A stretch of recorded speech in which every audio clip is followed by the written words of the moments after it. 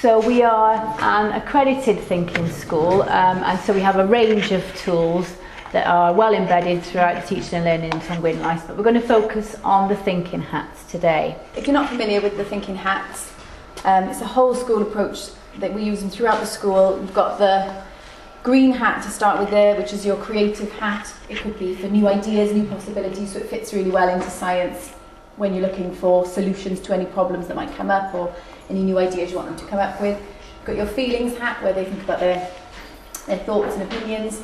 Positives and negatives fits really well in with the science as well, because it's sort of another evaluative tool for them to self-assess what's gone really well, what hasn't gone well, and then back to the green hat to think what could go better next time.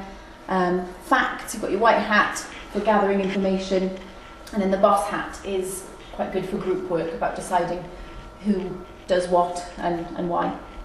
Okay, so it's a whole school approach, as Michelle has said. Every classroom has a thinking hats display. Obviously it's appropriate to the age of the children in the class.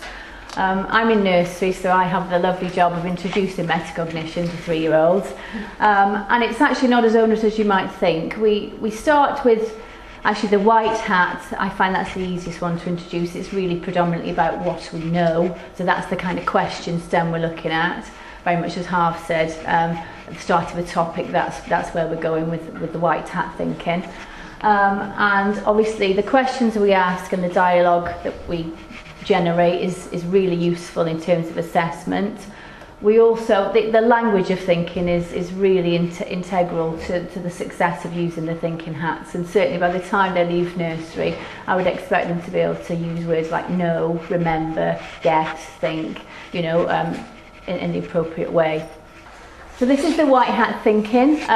We've done it at the beginning of a topic here. You'll notice that the practitioner has the hat on in the early years. It's very much driven by the adult actually, down in nursery. The adult decides what kind of thinking is most likely to lead to success in a particular aspect of the inquiry. They will overtly model the type of thinking that is required.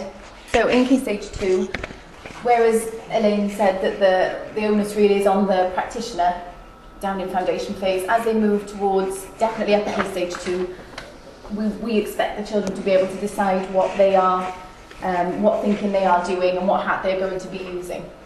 So here, this was gathering information, paired up with a circle map, which I think you saw in Elaine's as well at the beginning. So gathering all the information that they know, they will then revisit that and normally go back in another colour pen and write it on so that we know that that's what they found out during the investigation then.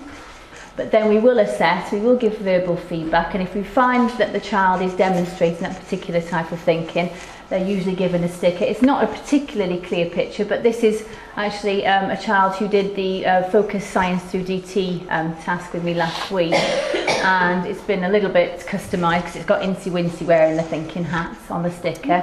And this little boy got the thinking hat sticker, the white thinking hat sticker, because he was able to recall and remember and know essentially which materials were waterproof, because he needed to design a waterproof shelter for Incy Wincy. And he got the black one because he was able to critique other designs in order to generate his own success criteria.